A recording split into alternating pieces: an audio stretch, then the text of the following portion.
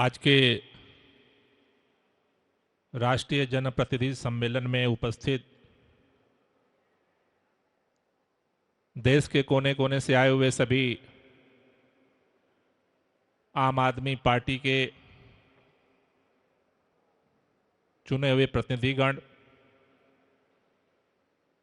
माननीय विधायकगण, सभी मंत्रीगण, सांसद महोदय और मंच पर उपस्थित हमारे बीच में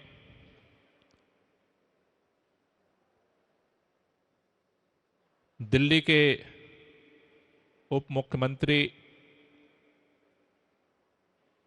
और पूरे देश के सर्वश्रेष्ठ शिक्षा मंत्री भाई मनीष सिसोदिया जी, पंजाब के हमारे मंत्री माननीय चीमा साहब, हमारे राज्यसभा सांसद एनडी गुप्ता जी, राष्ट्रीय सचिव पंकज गुप्ता जी, साथियों,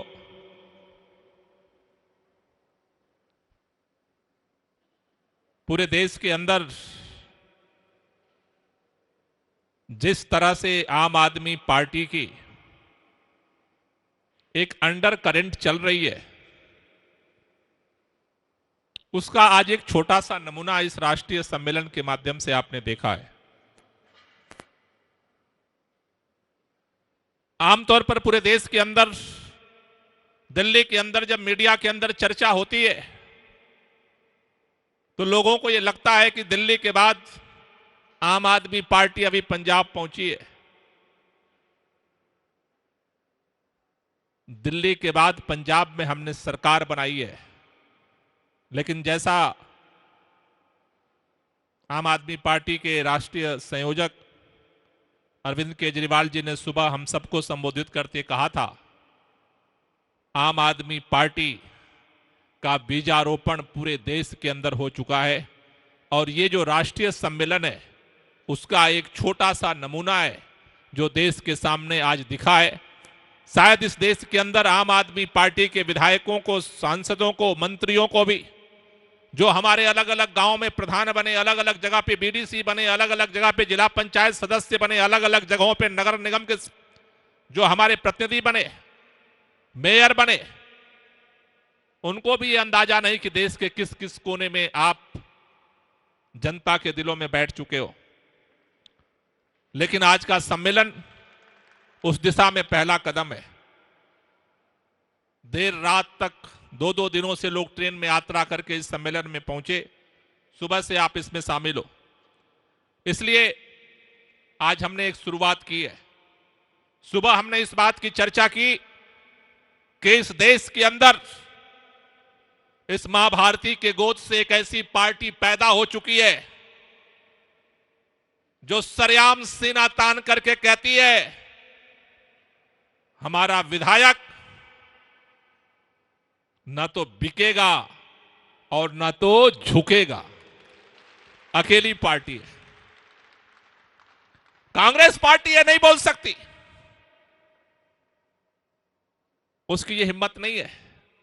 इस देश के अंदर कोई पार्टी नहीं बोल सकती, क्योंकि उसको पता नहीं है कि आज के इस सम्मेलन के मंच से अगर उसका नेता आकर के इस बात को बोलता है कि हमारा विधायक देश के अंदर न बिकेगा न झुकेगा, जिस समय उसके माइक से उसकी बात खत्म होगी, इस देश के अंदर किसी कोने में उसके पार्टी के विधायक को तोड़ दिया जाएगा, खरीद दिया जाएगा, बोली लगा दी जाएगी।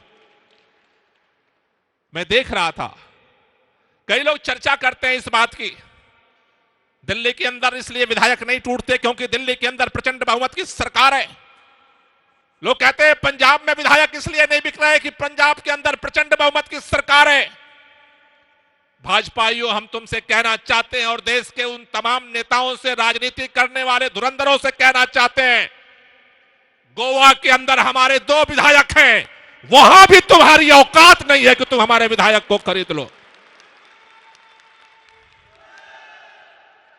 लेकिन आम आदमी पार्टी की लड़ाई केवल अपने विधायक को बचाने की लड़ाई नहीं है।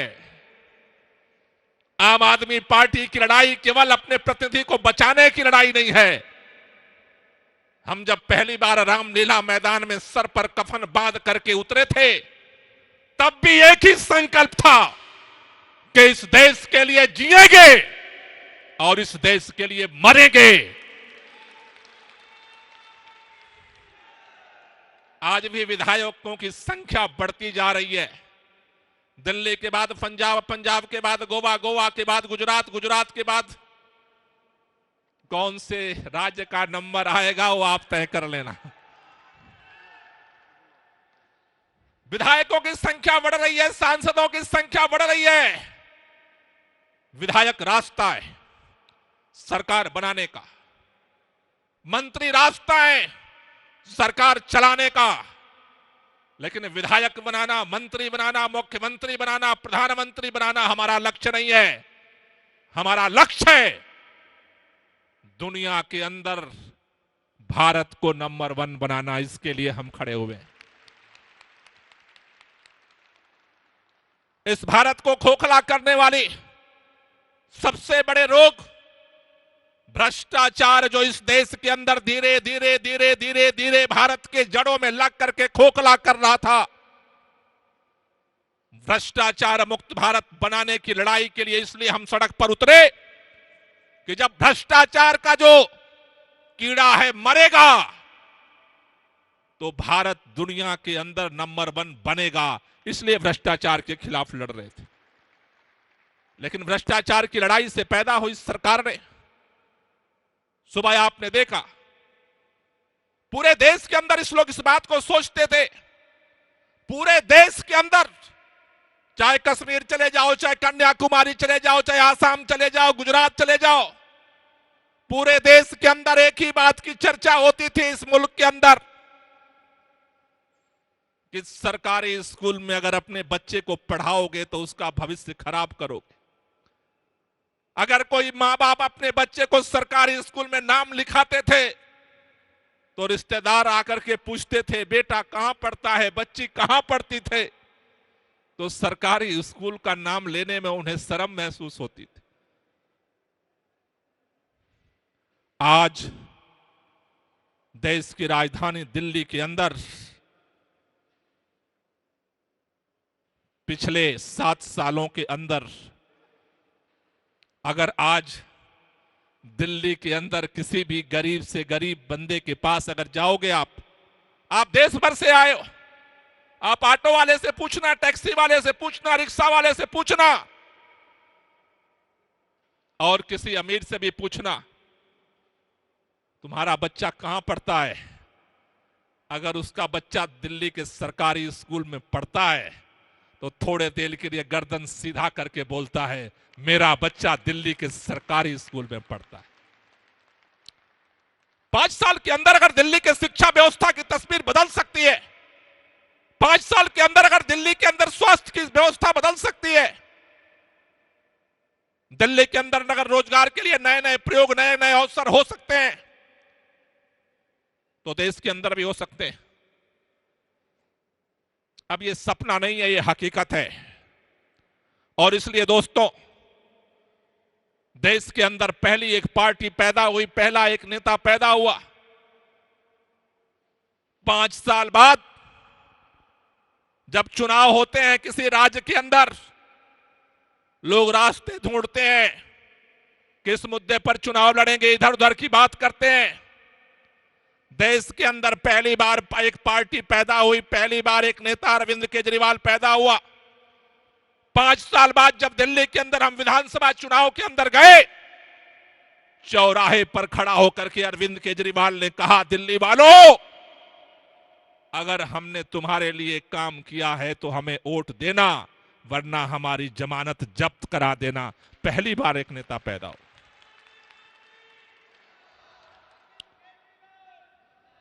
इसलिए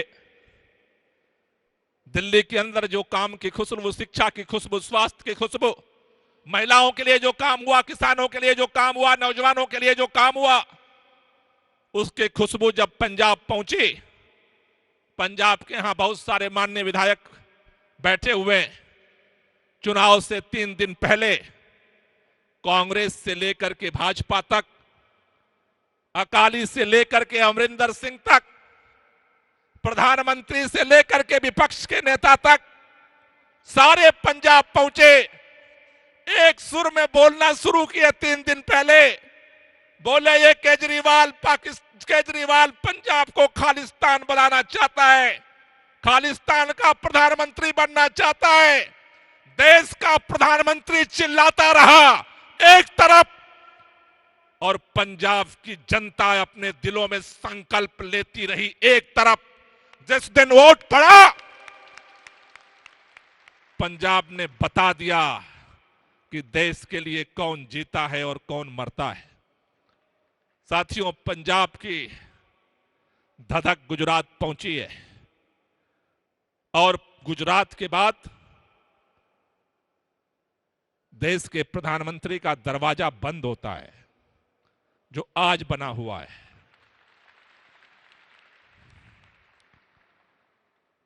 और भारत को नंबर 1 बनाने वाले अगले प्रधानमंत्री का दरवाजा खुलता है। इसलिए गुजरात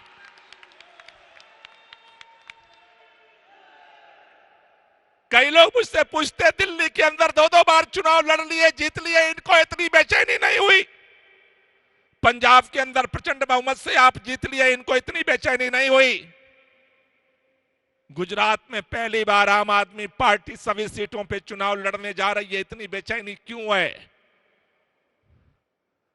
क्योंकि गुजरात का दरवाजा उनको प्रधानमंत्री बनाया था, और गुजरात के दरवाजे से ही भारत को नंबर 1 बनाने वाला प्रधानमंत्री का रास्ता खुलने वाला।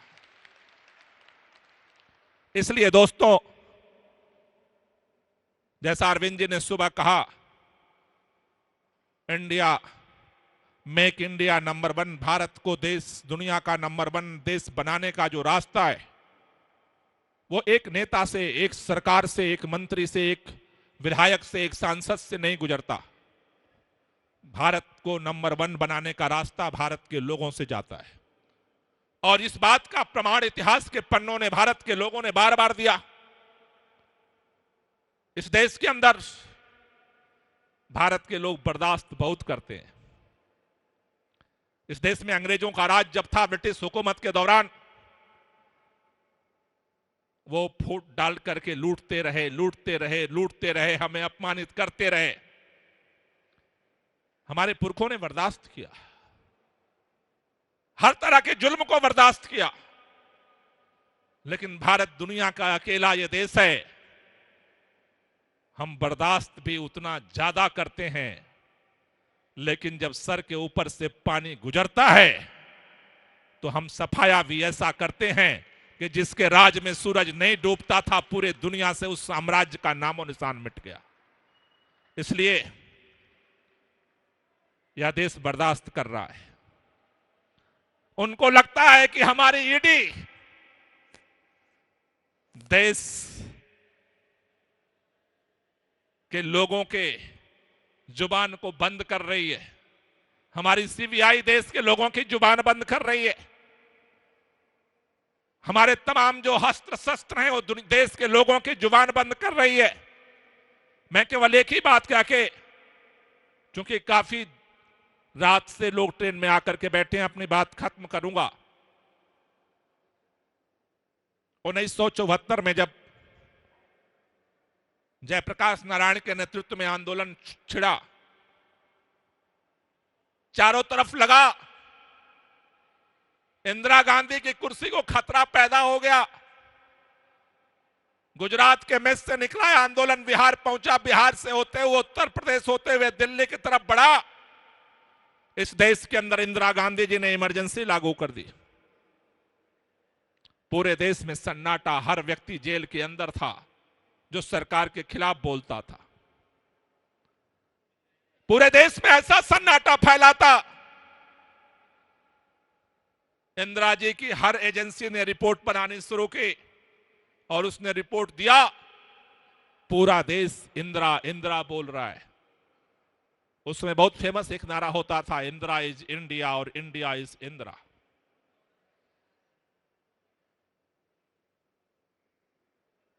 पूरे देश के अंदर सन्नाटे की रिपोर्ट आई थी। इंदिरा गांधी ने इमरजेंसी खत्म की,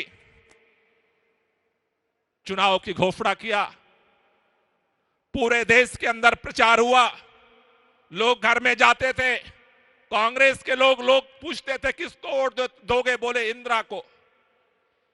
प्रचार खत्म हुआ, फिर भी एजेंसियों ने पता किया किसको वोट दोगे, बोले इंदिरा जी को। चुनाव के दिन लाइन में लोग लगे, लोगों ने पूछा किसको वोट दोगे, बोले इंदिरा को। जाकर के अंदर स्याही लगवाया लोगों ने, उनके एजेंटों ने पूछा किसको वोट दोगे, लोग बोले इंदिरा को। लेकिन जब पर्दे के पीछे गए, उस समय ईवीएम मशीन नहीं होती थी, मोहर लगती थी।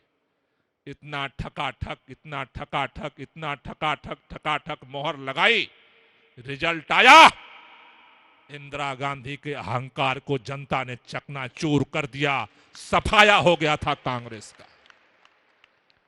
इसलिए देश के लोगों की क्षमता को कम करके, मता को एक एक हथौड़ा जो आज तुम आम आदमी पार्टी के इन क्रांतिकारियों के ऊपर जो चला रहे हो, हमें इस बात का गर्व होता है, हमें इस बात का फक्र होता है। जिस दिन हमारा एक मंत्री, एक विधायक गिरफ्तार होता है, उस दिन इस देश के लोगों के दिलों में आम आदमी पार्टी की इज्जत बढ़ जाती है। पहली पार्टी है, विचारों को सिंकचे रोक नहीं पाते। इतिहास के पन्नों को आप जानते हो, पंजाब के साथी यहां बैठे हैं, जब हुकूमत ने चारों तरफ से घेर करके भगत सिंह को और उनके साथियों को जेल की 4 दीवारियों में बंद कर दिया, त्याग, तपस्या और बलिदान की खुशबू पूरे हिंदुस्तान के अंदर फैल गई। हिंदुस्तान के चप्पे चप्पे पर भगत सिंह के लिए लोग लड़ रहे थे। इसलिए दोस्तों, मैं आपसे कहना चाहता हूं कि अगर इस देश को नंबर 1 बनाना है, जो बन सकता है, उसके लिए एक संकल्प लेकर के हमें पूरे देश में जाना है। आम आदमी पार्टी में आए हो तो मजबूती के साथ रहो, वरना अब भी अवसर है, छोड़ के चले जाओ। क्योंकि ये लड़ाई एक काउंसलर बनाने की नहीं, एक प्रधान बनाने की नहीं, एक मेयर बनाने की नहीं, एक विधायक बनाने की नहीं, एक मंत्री बनाने की नहीं, एक मुख्यमंत्री बनाने की नहीं है। यह देश के लिए जीने और मरने की लड़ाई है। अगर कलेजे में दम है, देश के लिए जी सकते हो, देश के लिए मर सकते हो। आपके लिए आम आदमी पार्टी का सारा दरवाजा खुला है। लेकिन अगर अपने लिए आए हो तो आम आदमी पार्टी से जाना आपके लिए बेहतर है, क्योंकि आम आदमी पार्टी का एक आखिरी कार्यकर्ता जब तक रहेगा, राख से भी हम आग पैदा करेंगे। ये हिम्मत लेकर के हम काम करते हैं। इसलिए दोस्तों, इस लड़ाई को, इस मिशन को मेक इंडिया नंबर 1 आगे बढ़ाने के लिए आप सब लोग यहां पर आए। मैं पहले चाहूंगा कि इसको लेकर के